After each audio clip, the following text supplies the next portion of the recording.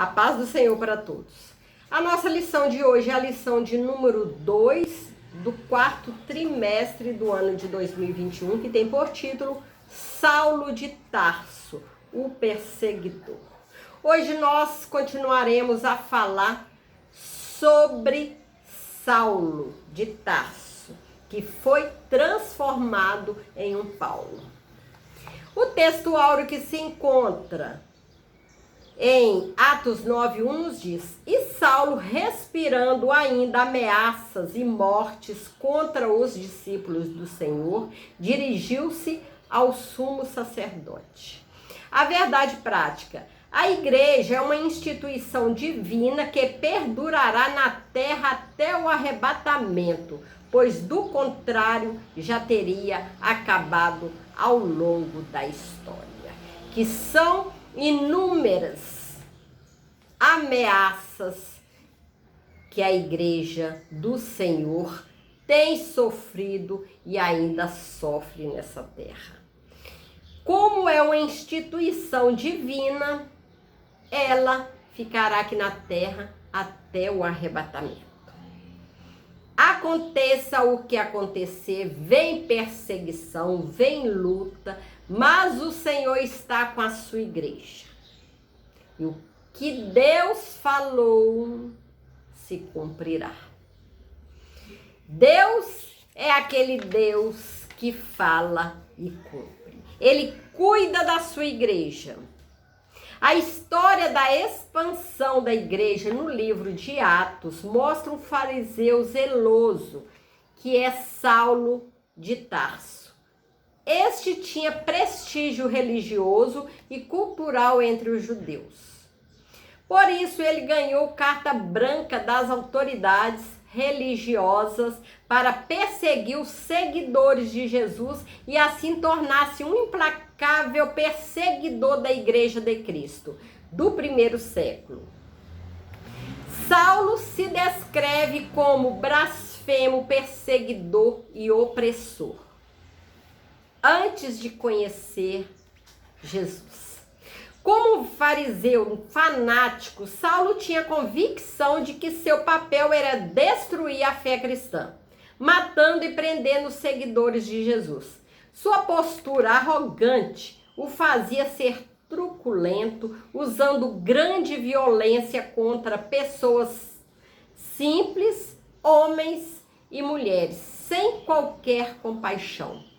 Ele acreditava piamente que com esse comportamento estava agradando a Deus. Apoiado pela casta sacerdotal que odiava o nome de Jesus, Saulo usava dos meios legais para atacar os cristãos da época. Por causa da sua truculência, os seguidores de Jesus tiveram que fugir para outras cidades. O perseguidor respirava ameaça e morte contra os discípulos de Jesus. E por isso não via problema em prender e arrastar presos para Jerusalém os que professavam o nome do Nazareno, como está em Atos 9:2. A expressão respirando ameaça e morte descreve Saulo de maneira figurada, como uma fera selvagem que ameaça sua presa. No texto de Atos 9:21, o perseguidor era visto como um exterminador, pois conduzia os cristãos às prisões, além de permitir que fossem açoitados, cruelmente açoitados. Ele não poupava ninguém que seguisse a doutrina de Cristo. Os motivos que levaram Saulo a se tornar um perseguidor inclemente contra os seguidores de Cristo eram o zelo destrutivo pela Torá e o suposto fato religioso de que Jesus talvez fosse um blasfemo. Para Saulo, o anúncio de que um crucificado pudesse ser o Messias, prometido pelos profetas do Antigo Testamento, era um escândalo. Ora, quem fosse suspenso no madeiro, que é a cruz, de acordo com a lei, estava sob a maldição divina. Por isso, nosso Senhor não passava de um blasfemo para Saulo. Saulo acreditava piamente. Mais tarde, por ocasião de sua conversão, quando ele ficou conhecendo Jesus, teve aquele encontro com o Senhor, ele descobre que Cristo assumiu a maldição da lei e por isso nos livrou dessa maldição, como está em Gálatas 3:13. A perseguição de Saulo contra Jesus era uma perseguição contra a igreja, o corpo de Cristo, uma instituição divina. Ao passo que ele respirava ameaça e morte contra os seguidores de Cristo, sua intenção era acabar de vez com a igreja. Ao atacá-la, Saulo atingiu as pessoas que representavam Cristo, dentre as quais havia um homem arguto, defensor do nome de Jesus e cheio do Espírito Santo, cujo nome era Estevão.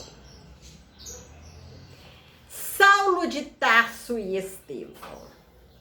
Se por um lado Saulo era um erudito que chamava a atenção devido à sua cultura judaica, greco-romano e autoridade na Torá, Estevão era um erudito do judaísmo, com uma grande capacidade do espírito para confrontar ideias contrárias aos ensinos de Jesus, como está em Atos 6, versículo 9 e 10. Capítulo 7, versículo de 2 ao 53. O primeiro mártir da igreja era um homem cheio do Espírito Santo, conhecedor profundo da história do seu povo e da teologia judaica. Por isso, quando apontava para Jesus Cristo como clímax da revelação redentora para o mundo, o fazia com grande autoridade, cheio do Espírito Santo. Esse era Estevão. O discurso inflamado de Saulo e respaldado pelos oponentes dos seguidores de Jesus deparou-se com outro discurso, mas este proveniente da sabedoria do Espírito. Atos 6:10. Essa autoridade espiritual de Estevão atraiu a ira dos inimigos de Cristo. Atos 6:5-11. Assim como nos dias de hoje, aquele servo que é cheio do Espírito Santo, que quando a gente vê, quando o mundo vê Cristo resplandecendo, cada palavra que a pessoa solta é palavras de bom grado, que agrada a Deus. Tudo isso põe o inimigo de Cristo irado. O mundo odeia esses irmãos, essas irmãs que são cheios do Espírito Santo, que transpira Deus, que fala Deus, que tudo que faz, que fala, engrandece o nome do Senhor. O inimigo odeia e quer destruir. Assim era com Estevão. Por isso, com pleno consentimento de Saulo, eles o apedrejaram até a morte. Eles o apedrejaram até a morte, por causa de Cristo. Mas se por um lado eles mataram Estevão, por outro lado potencializaram a mensagem do primeiro mártir da igreja. Glória a Deus. A igreja atual continua a despertar fúrias de certas autoridades políticas e religiosas que não aceitam a mensagem de liberdade e vida que o Evangelho proporciona. Nossos irmãos que servem a Deus em países políticos e religiosamente fechados para o Evangelho continuam a pagar com a própria vida, até hoje, na atualidade, a fidelidade à mensagem de Cristo. Oremos pela igreja perseguida. Quantos irmãos estão sendo perseguidos, estão sendo mortos por causa do Evangelho, por levar o Evangelho às pessoas que ainda não conhecem a Cristo. A perseguição de Saulo contra Jesus era uma perseguição contra a igreja de Cristo. Aquele que persegue a igreja de Cristo estão perseguindo a Cristo, porque Cristo está com a igreja. Cristo não abandona a igreja. Saulo de Tarso liderou uma perseguição contínua e violenta. Ele prendia os primeiros cristãos, mandava açoitá-lo e não havia escrúpulos, mesmo com mulheres e crianças. Como está em Atos 9:11, 22:5.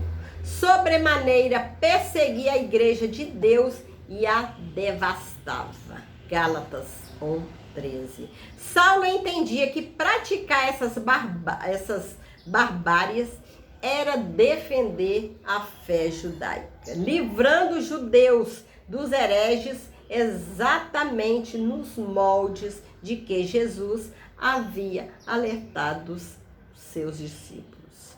Expulsar-vos-ão das sinagogas. Vem mesmo a hora em que qualquer que vos matar, cuidará fazer um serviço a Deus. Parece exagero afirmar que Saulo de Tarso torturava os primeiros cristãos, mas é que ele mesmo declara em seu testemunho pós-conversão, além de castigá-los fisicamente, ele empregava a tortura psicológica para induzi-los a blasfemarem contra Cristo. Atos 26, 10, 11. Entretanto, apesar da violência empregada com açoites, prisões, tortura psicológica, apedrejamento e mortes, muitos dos discípulos fiéis a Cristo não negaram o nome de Jesus. No início do movimento pentecostal no Brasil, nossos primeiros pioneiros sofreram toda sorte de perseguição e violência. Muitos deles sofreram agressões físicas e psicológicas. Tudo isso porque pregavam uma doutrina que a religião oficial não aceitava. O que dizer de Daniel Berger e Gunnar Wingre, os primeiros pastores dos primórdios das Assembleias de Deus no Brasil? E tantos outros irmãos perseguidos nesses rincões brasileiros. Ao olhar para o passado, devemos enxergar o presente e conscientizar-se de que a obra pentecostal custou alto preço. Custou alto preço, custou o sangue dos nossos irmãos. Por isso, nós devemos dar valor à salvação. Estarmos sempre gratos por hoje ser salvos, por hoje termos esse direito de falar de Jesus, de servir a Jesus, de ir para o templo com os irmãos, adorar o Senhor. Para que nós tivéssemos esse privilégio, sangue foi derramado. Principalmente o sangue do nosso Senhor Jesus Cristo. e muito sangue de muitos irmãos, para que o evangelho chegasse até nós, para que a salvação chegasse até nós.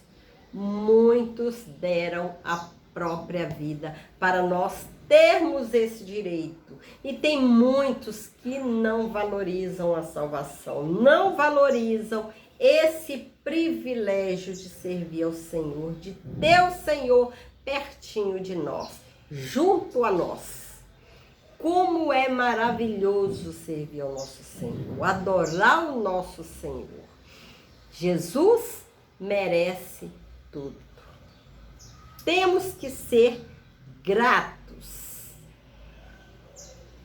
gratos pela salvação, que isso custou muito caro, custou o preço de sangue. Jesus é maravilhoso. Chegamos à conclusão da lição de hoje. Assim como nós hoje temos várias pessoas que são inimigas dos crentes, inimigas de Jesus, devemos orar para elas, para que essas pessoas se convertam. Que Paulo, de Saulo, perseguidor de Cristo, ele se transformou no Paulo, um discípulo de Jesus, um proclamador do Evangelho. Temos que orar por todos, para que todos sejam salvos. Que Jesus não morreu somente por mim, não morreu somente por você, mas Jesus morreu por todos, para que todos tenham vida. Porém, precisa cada um, por livre e espontânea vontade, chegar-se a Deus. Chegar-se ao Senhor, arrepender dos pecados, arrepender do passado, de perseguição, de pecado, e voltar-se para Jesus. Jesus está de braços abertos, esperando todos aqueles que desejam segui-lo. Glória a Deus. Chegamos à conclusão da lição de hoje, essa lição maravilhosa. Se a igreja fosse uma mera organização humana, já teria acabado de tanta perseguição. Mas é uma instituição divina, edificada pelo próprio Cristo. E por isso a igreja subsiste ao longo dos séculos e continuará a subsistir até a vinda gloriosa de Jesus para arrebatá-la. A igreja é de Jesus e ela permanecerá aqui na terra até a volta do nosso Senhor. Haja perseguição, mas a igreja continuará firme, aguardando a volta de Jesus. Glória a Deus. Que o Senhor possa continuar nos abençoando, continuar nos dando força nessa caminhada, para encontrarmos com o Senhor e morarmos no céu, morarmos nas mansões celestiais, juntamente com o Senhor. Que Deus possa continuar te abençoando, te dando força nessa caminhada. Fique com Jesus. Glória a Deus. Deus te abençoe.